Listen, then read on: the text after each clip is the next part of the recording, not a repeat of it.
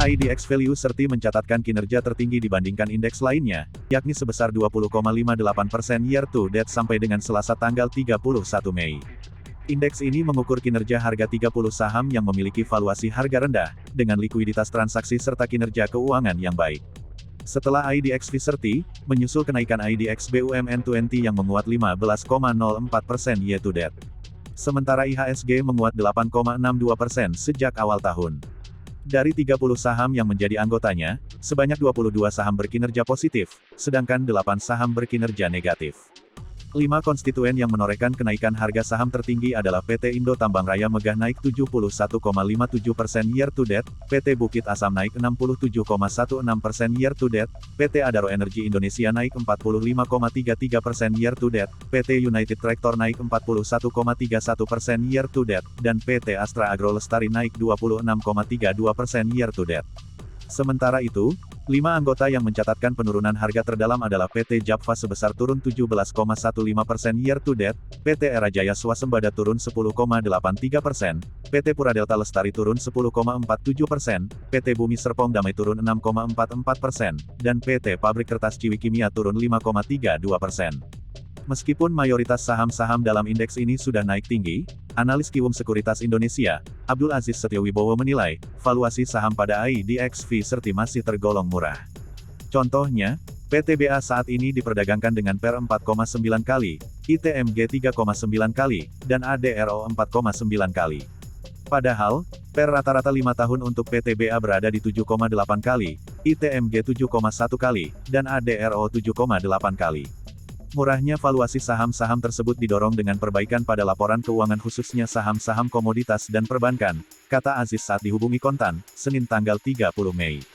Untuk kedepannya, Aziz melihat saham-saham yang sudah naik masih memiliki prospek yang positif, khususnya saham pada sektor komoditas dan perbankan.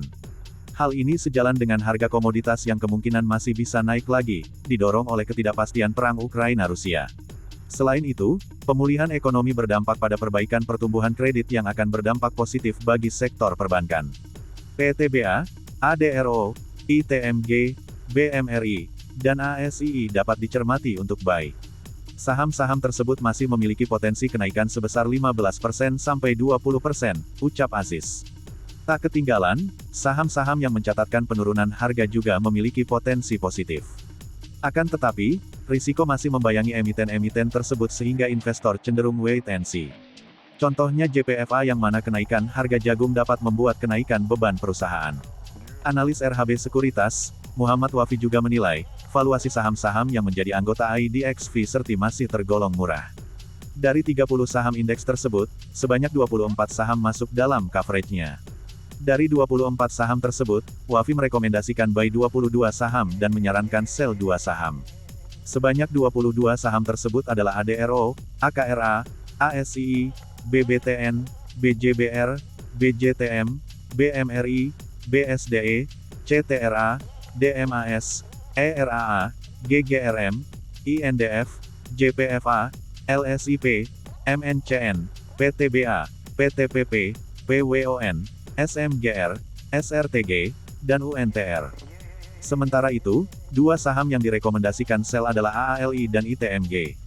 Menurut Wafi, saham-saham yang direkomendasikan buy masih memiliki potensi kenaikan harga minimal 10%.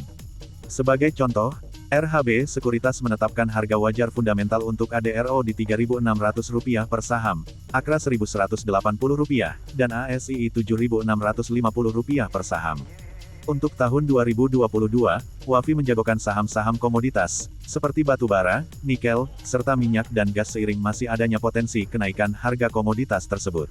Wafi juga menyukai saham big ticket karena adanya inflasi dan pertumbuhan ekonomi tahun 2022 yang masih positif.